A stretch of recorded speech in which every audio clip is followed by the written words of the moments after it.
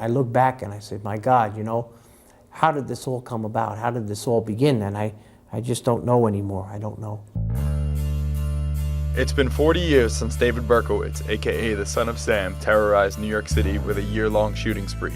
From the Bronx to Queens to Brooklyn, New York was on high alert as the Son of Sam struck 8 times, killing 6 people and injuring 7 others. New Yorkers lived in fear of when and where he would strike next.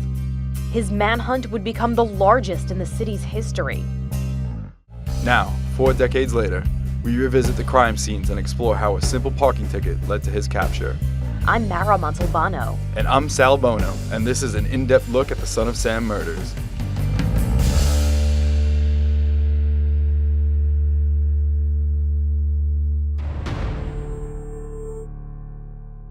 All right, so here we are.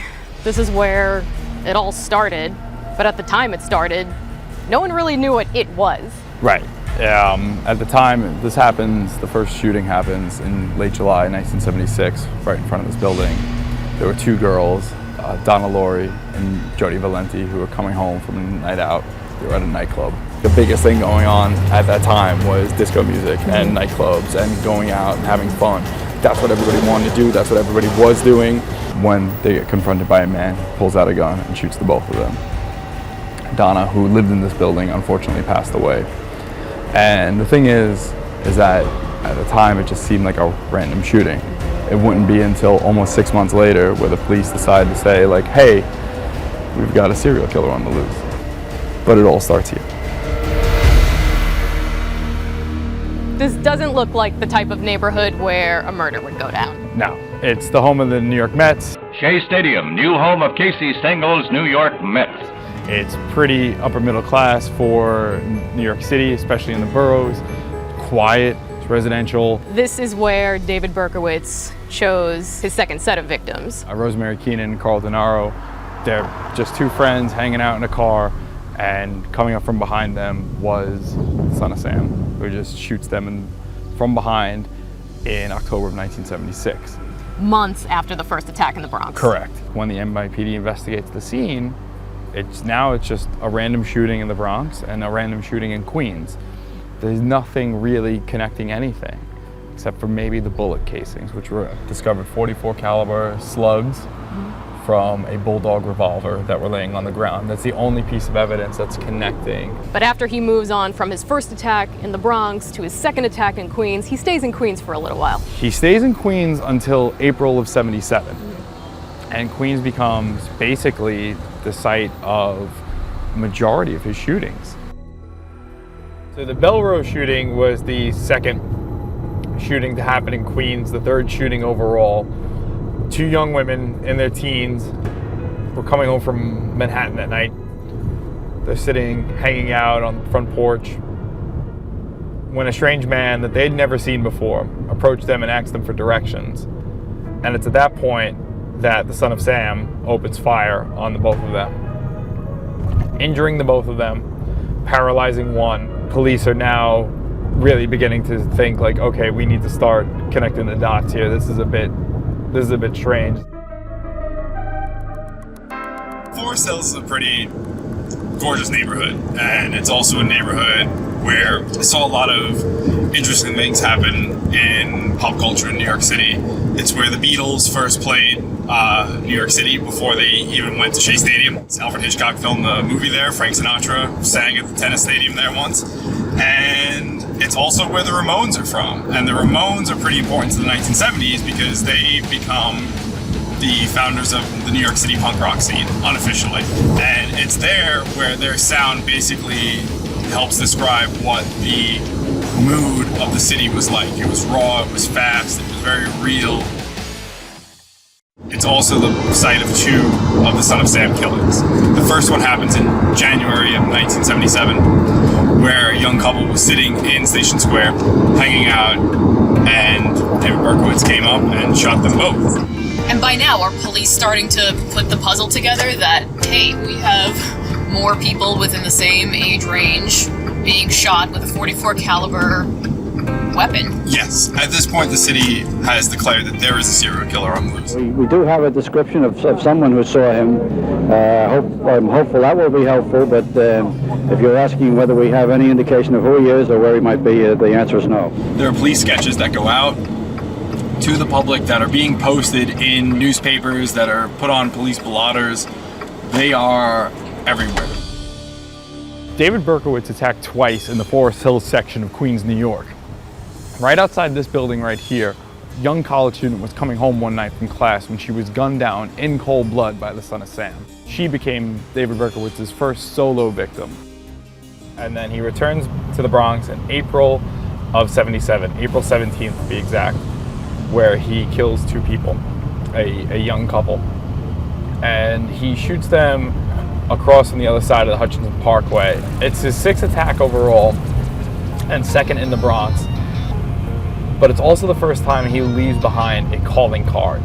Prior to this shooting, he goes and mails a letter to Jimmy Breslin at the Daily News, taunts the New York media and the NYPD in the same letter, and begins to call himself the son of Sam. At this shooting off the Hutchinson Parkway in the Bronx, he leaves behind another letter, this time targeting the police and taunting the police, saying, "I'm gonna strike again, you haven't got me." And now at this point, it infuriates the heads of the NYPD, and it's a full court press to try and get this guy. It's always good advice for young people or any people to stay out of dark areas late at night where they leave themselves vulnerable to attack. So he's now struck 6 different times. What's the mood in New York now? The mood in New York is, why haven't they gotten this guy? The paranoia has been heightened because of the economic circumstance in New York City. The city is virtually bankrupt by 1977. The NYPD has assembled a task force to get this guy and bust him. But the problem is the financial resources have been spread so thin that they're trying to do whatever they can with whatever little they've got. And it adds another obstacle in catching this guy. 211 and 45th, that is the second to last shooting of the son of Sam. It happens at the end of June 1977, and the two people that he shoots end up surviving. And it is the final time he strikes in Queens, and the second to last time he strikes before he goes for his final shooting in Brooklyn. I was covered with blood, and the girl was covered with blood. It was a horror. This guy screaming, just screaming and screaming. So here it is, the scene of David Berkowitz's final shooting. We are in Brooklyn, and tell us what happened here. So we're in the Bath Beach section of Brooklyn, and what happens here is that it's a summer night. It's a couple days after the first anniversary of his very first shooting in the Bronx. You know, it was two patrolmen that were in the area that were patrolling and seeing what was going on, writing parking tickets. It was a regular night for everybody. The two police officers I spoke to that were on the scene that night, Officer Jeff Logan and Michael Catano, they were on the scene and they were chasing kids out of the park late at night, and they were like, what are you doing here? And they're like, there's a madman on the loose. It was a beautiful, clear night, full moon.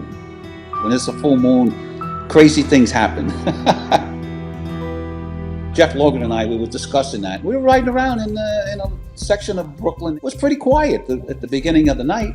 For the cop on patrol, you just did your daily routine. Never thought you're going to have anything to do with it, you know. As it turned out, it was a fateful night. And there was a couple sitting in a car. They were having just, closing out their night together, just sitting in a car right on this very street when he struck and shot them from behind. We did not write any summonses. We just noted what cars were where. A lot of cars were parked on hydrants, a lot of double parkers. So we both agreed, no, maybe somebody's having a quick party. Let's give them a chance to get out of here. And we went back later. We got back in the car. We go up, get up a couple of blocks, and we get back to the job on the radio, shots fired. We see a car sitting there, and I noticed the driver's side door was open. You could smell the cordite in the air. There was a male on the sidewalk with a head wound that was in a lot of pain, making a lot of noise. And there was a female in the passenger side of the car, also with a head wound. And we knew right away these kids needed help immediately. They were injured severely. A gentleman by the name of Jim Justice started making calls on the parking tickets filed by the Officer Catano and Officer Logan from the night of this shooting. One of the parking tickets they find was to a car registered in Yonkers, New York. And when they call the Yonkers Police Department to get more information, like, this situation doesn't look right. Like, what's a car in Yonkers doing all the way in South Brooklyn? Like, not that it's impossible, but it's not of the norm. You know, it's not that common. They run the plates of the car and everything, and the car is registered to a gentleman named David Berkowitz. And Berkowitz is a Jewish last name. And a Jewish last name in an Italian neighborhood. It raised a red flag, not just for Jim Justice, who was making the calls, but for the police dispatcher on the other end of the phone. When they get to his apartment building, he's walking out the door, and they want to speak to him, and he surrenders. A number of police officers surrounded my car and pointed guns at me from every direction and said, freeze, you're under arrest. The people of the city of New York can rest easy this morning because of the fact that the police have captured a man whom they believe to be the son of Sam. So a cop writes a ticket for a car parked in front of a fire hydrant, and that leads to capturing a serial killer. A $25 parking ticket brings down the serial killer that is basically holding New York City hostage. What intrigues you most about this case? What intrigues me about this case, it still haunts New York City. The son of Sam is still very much alive. He's in prison. He's up for parole next year. He's been denied parole every time he's been eligible for it, most recently in 2016. His shadow still haunts the city in a bizarre way. It could very easily happen again. And it can happen in any city. The way the Zodiac killer haunted Northern California, the way Jack the Ripper, I guess you could say, haunted parts of London. The son of Sam belongs to that folklore. And for a year, almost virtually brought it to its knees.